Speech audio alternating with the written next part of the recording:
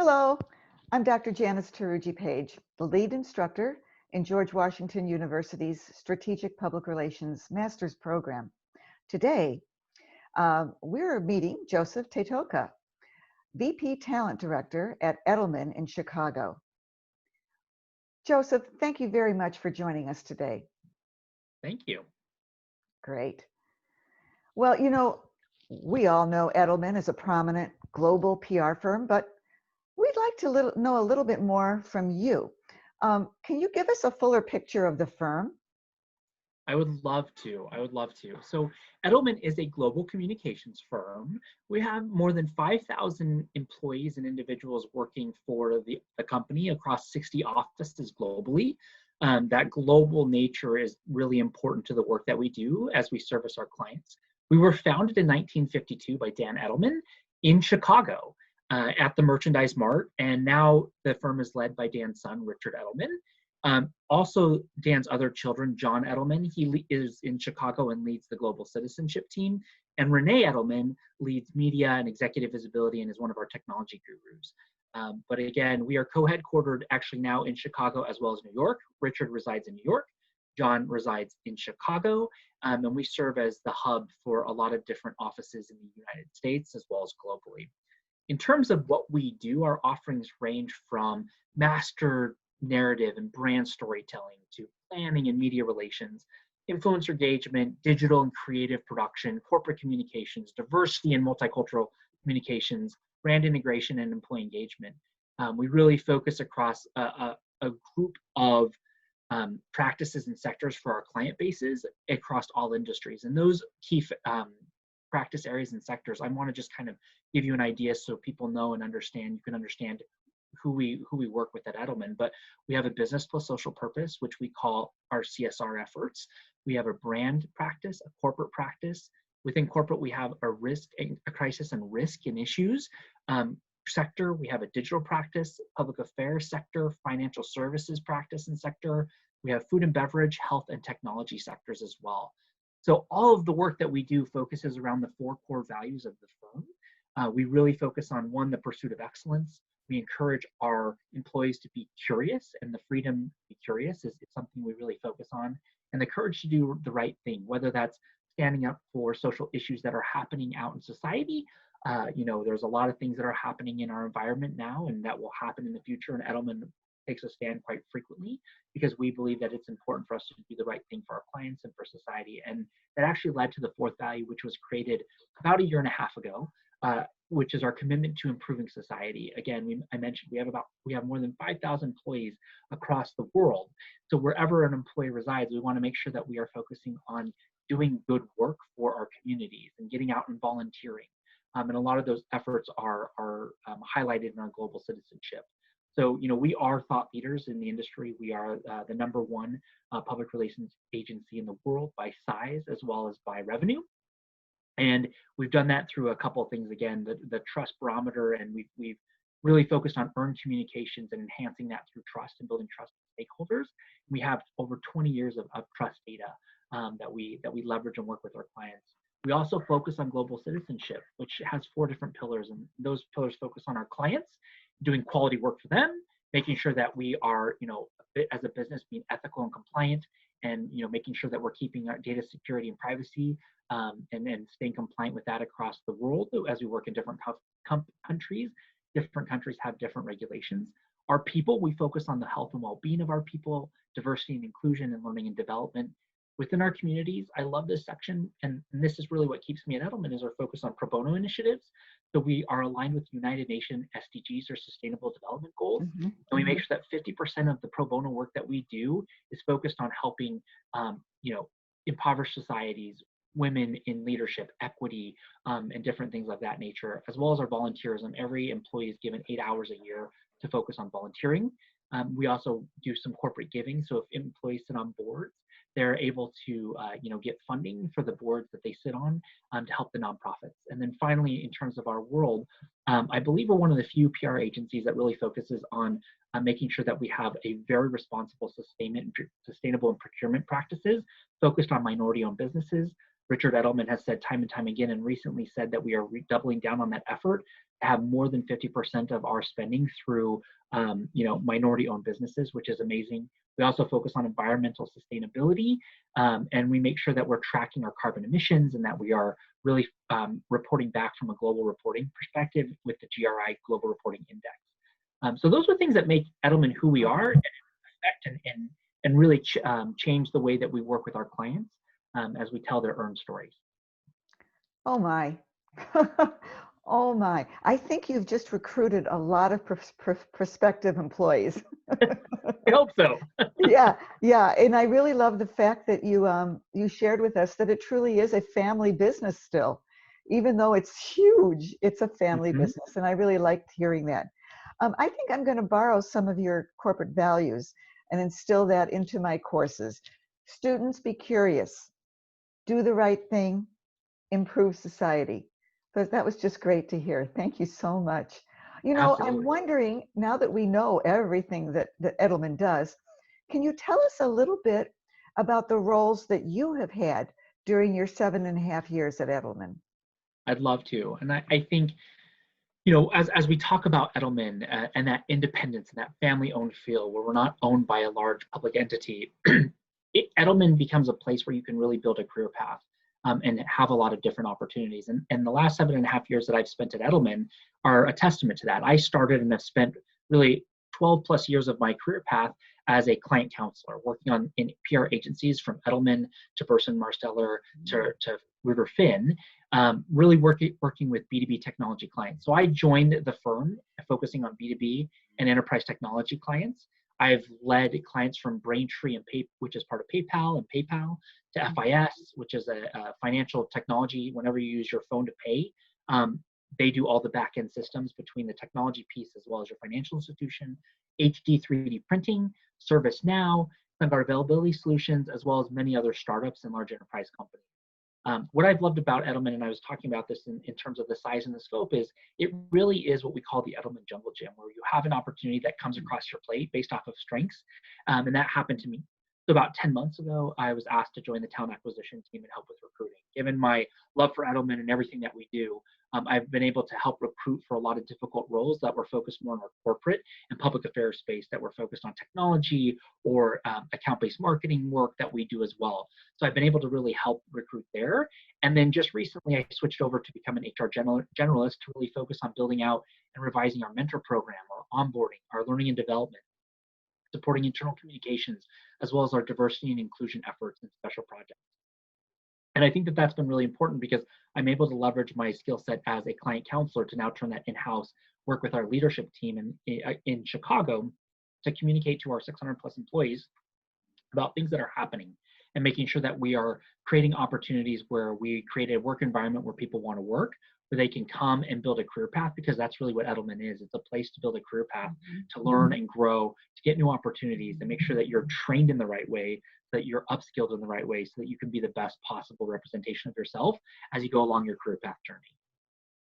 Well, I'm so glad that you shared that with us, because it was very interesting to hear how you took your external proficiencies, and the company recognized that and asked you to bring that internally. That's very interesting to know, but that's what happens when you're in a good company. That's great. You know, as many of our SPR students are seeking a career change or a career boost, would you share some thoughts on the differences between the PR agency route and the in-house corporate route? I would love to. Now, admittedly, I will start, Dr. Page, by saying I have never worked in-house. So in all of my career path, my experience in internships with nonprofits and others, I've never really truly worked in-house.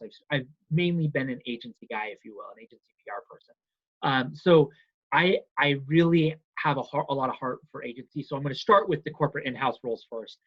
But I think the best way to describe both roles is by talking about four different categories. In terms of stakeholders, so when you work in-house, or what we call corporate or in-house, you're really focused on your stakeholders are the executive leadership team, business unit lead, product lead. So you're working closely with the business to identify what are the strategies, what are the goals and objectives you're trying to accomplish, and how can you tell the stories in the right way, leveraging subject matter experts, whether they're the executive team, or maybe they're scientists that you might have, or maybe they're the product development team or customers to tell the story about what you're developing to further the narrative around selling product or gaining favor or getting more investments, you name it.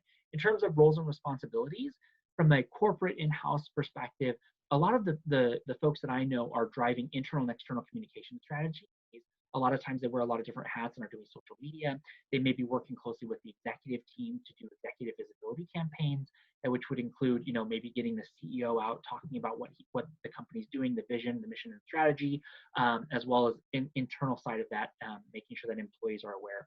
Always, you see folks doing media relations. That's core to what we do in public relations, is working with the media to tell a story for our organization, to make sure that we're getting that story in front of our stakeholders through ideally positive, if not neutral, media stories and engagement with the media.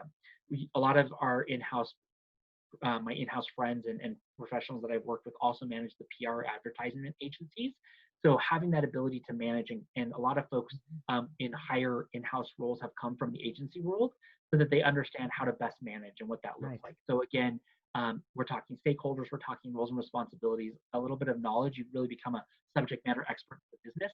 And then from a growth perspective, there, early on in the career path, there's a lot of growth opportunities. But what I have found is that over time, people feel like they get capped out, and that might be because companies, and a lot of companies and corporations are moving to this model where you have groups and families and tiers, and everybody in that peer set at that level makes a certain amount of money, and that there's only certain advancement that you can get from a PR communications perspective as you roll into the CMO typically, or the chief communications officer. So while there is some growth opportunities, it can oftentimes feel capped or not move as quickly as one would hope in their career path. On the flip side of that, agencies, again, where I'm very passionate about, our stakeholders are multiple clients. And usually you have to be good at juggling multiple clients. I would say at larger agencies, you could have 1 to 2, ideally 3 or 4 clients. Smaller agencies, when I worked at smaller agencies, I had 8 to 9 to 10 clients. Also, depending on your level, if you're entry level, you may only have 2 or 3 clients and dedicating more time. As you become more senior, you'll have more clients that you're giving counsel to. So our stakeholders really focus on our clients, our client contacts, their executives, as well as internal stakeholders, which would be our agency leaders who are growing the business and making sure we're partnering with them.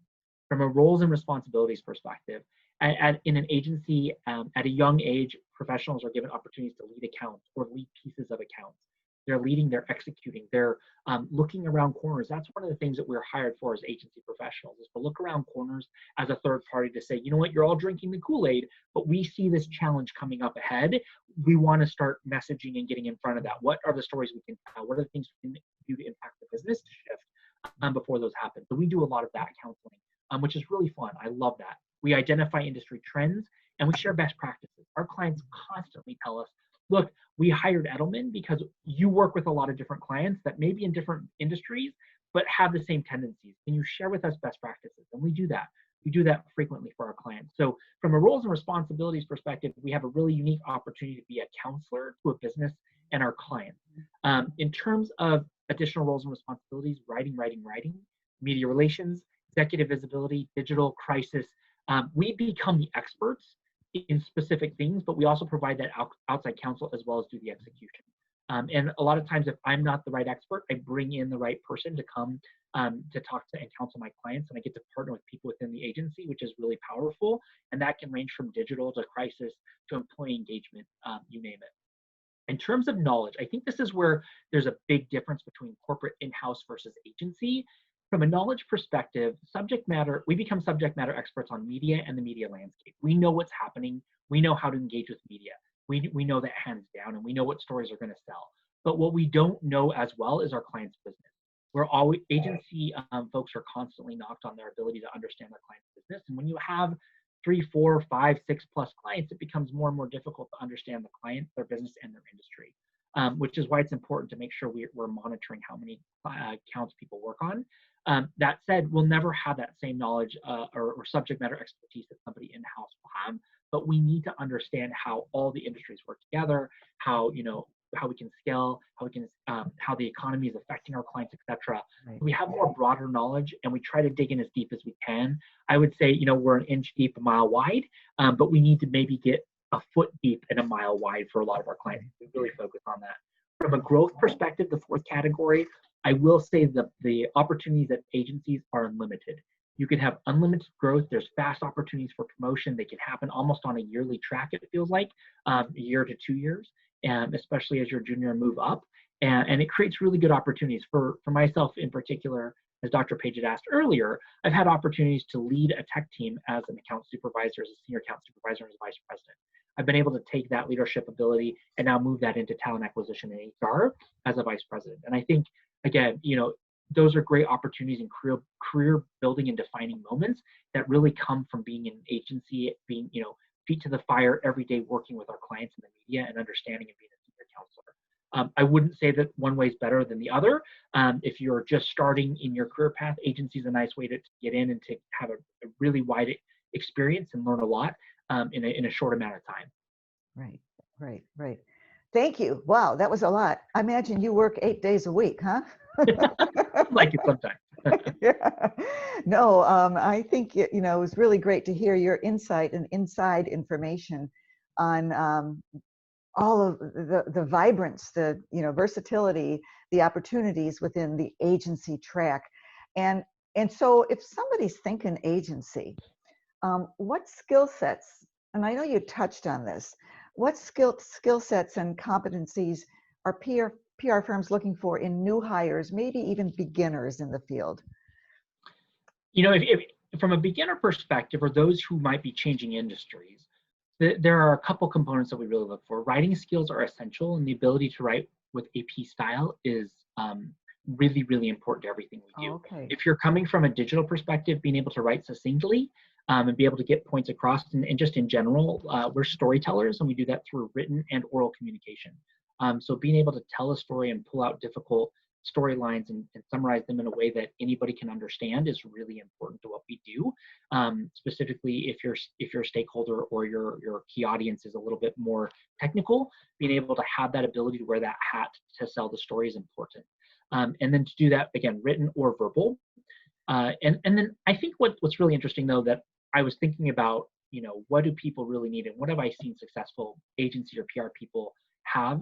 It's this ability to prioritize, multitask, to be detail oriented and deadline oriented. So in public relations, whether you're in-house or in an agency, things move quickly. Something could happen externally. You could have a crisis issue, and now you all of a sudden have to drop the projects you're working on that are still a priority, but you have to address, maybe an issue or crisis that's happening.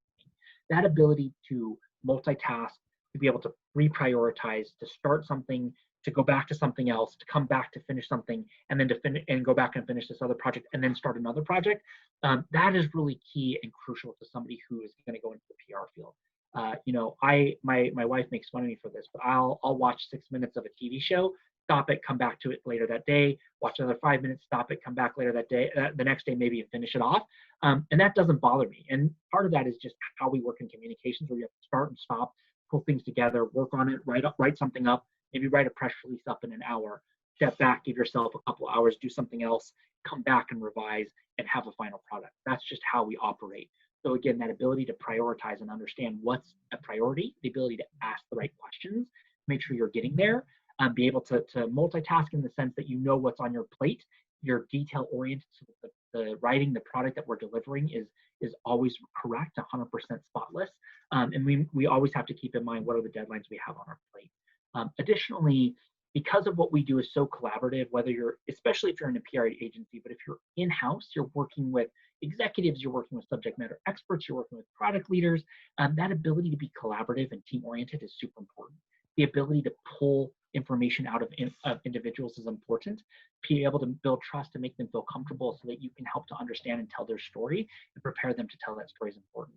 I think specifically from an agency perspective, and specifically at Edelman, individuals who are driven, who are entrepreneurial in spirit, and who are solution oriented do really well at Edelman and do really well at PR agencies in general. we have a tendency that, we look for people who can come, say, look, I have this challenge. This is what I've thought about. I've done some research. I think this is the right solution. Get that feedback, maybe make some tweaks, and then move forward. We have a lot of that happens at Edelman. And then the last thing too is the ability to be an active and listener and be a strategic counselor. We have to ask the right questions. We have to understand the scenario, and then we have to give counsel. And sometimes that all happens in the same 10, 15, 20, 30 minutes. Sometimes we have time to ask questions, gather information, step back for a couple hours, and then come back with our counsel.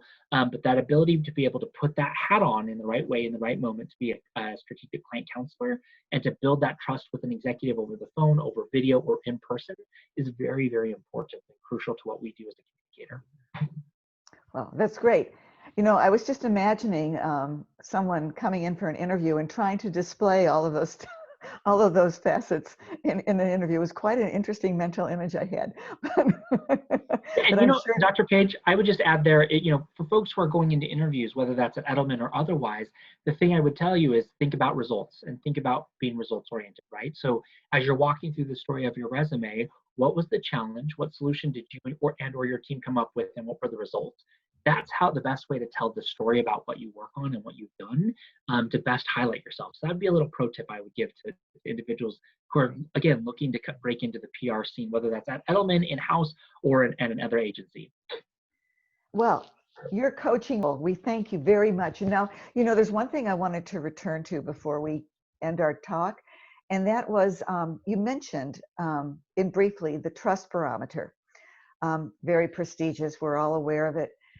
Can you share some of that data that might be from the 2020 Trust Barometer that might be of particular interest to PR students? I would love to. I would love to. So I think what's interesting is we just celebrated our 20th year of the Edelman Trust Barometer. So in part, we've looked at what the 20 years look like, and we've understood the relationship between the informed public as well as mass population with 4 different institutions. So nonprofits, businesses, government, and media. And we've really looked at the nuances there in terms of who's trusted and who's not, which of those institutions are trusted and why, who within those organizations should be a trusted voice. I think what's interesting though is to set the landscape as we look back on the last 20 years of data. The first 10 years, there were a couple of themes that popped out. So there were concerns about globalization, which it's not funny to hear that, but it is interesting to hear that 20 years ago we were talking about this idea of globalization. Then the Iraq War happened.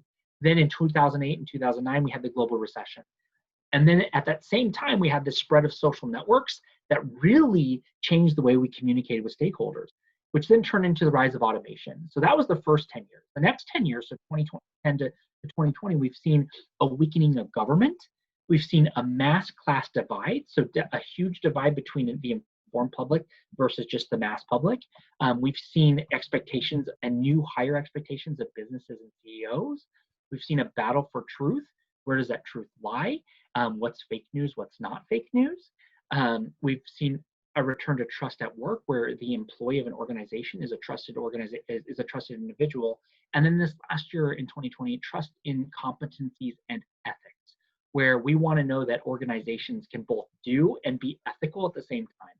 So just diving into some of the 2020 data that I found very impactful that I want to highlight is there is an average of a 14-point trust gap between the informed public and the mass population across all groups. Government is the lowest trusted group, but I will say we did a spring COVID-19 government or COVID-19 trust split of the data and kind of redid that. We've never done that before.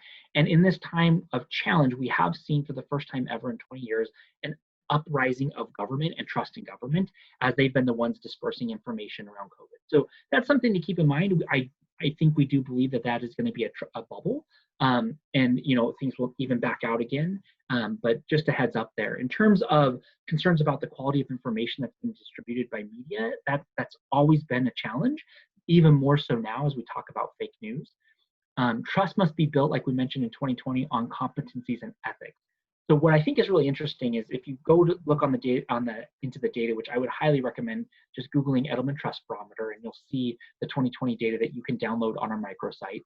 But you'll see that we've built this graph where we want to understand in terms of competencies and ethics, like where do companies align? And no institution is seen as both competent and ethical.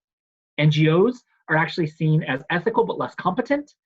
Businesses are seen as competent but yet and somewhat ethical. They're the only group though that's really viewed as competent, which I think is interesting, and we'll talk a little bit more about the impacts there and what that means for CEOs. Media and government though are viewed as less competent and unethical, where media is down here and government's a little bit more trailing. So I think that's something interesting to think about. As we think about those institutions, subject matter experts and academics are actually the most trusted individuals. That's followed by a person like yourself. So like you or I, we look to our social networks to gauge interest of, hey, I'm going to buy a bike. Who else has this bike? Or hey, I'm going to buy a house, or I'm looking to move to a different city.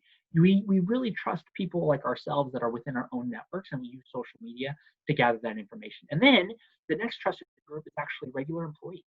So those are kind of the top 4 most trusted individuals.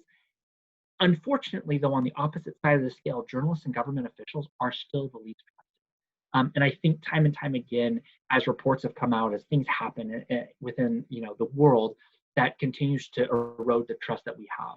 So we mentioned that in terms of organizations and institutions that are the most competent as well as the most ethical, businesses are there. That puts a lot of pressure, and we focus a lot of this in terms of how we communicate to our clients on the CEO. CEOs must lead. 2 data points that I want to share with you. 92% of those that were surveyed say it's important for a CEO to speak out about issues, whether that's training for jobs for the future, income inequality, diversity and inclusion, climate change, or immigration. 92% of people say they want to see CEOs actively speak out about that. 74% of people believe CEOs should take the lead on change and creating change and not waiting for government to intervene or require that to happen. I think we've seen that from the perspective of COVID-19, where a lot of companies have started making hand sanitizers or masks before the government asks for them to do so. And that's really important for their brand equity and the trust they built with their stakeholders.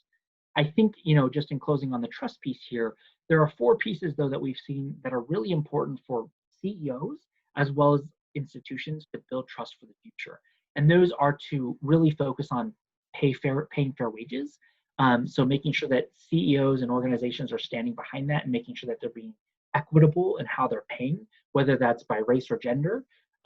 Focus on education and retraining. As people are still concerned about automation and globalization and what that all looks like, making sure that we're reskilling and upskilling individuals and retraining them for jobs of the future.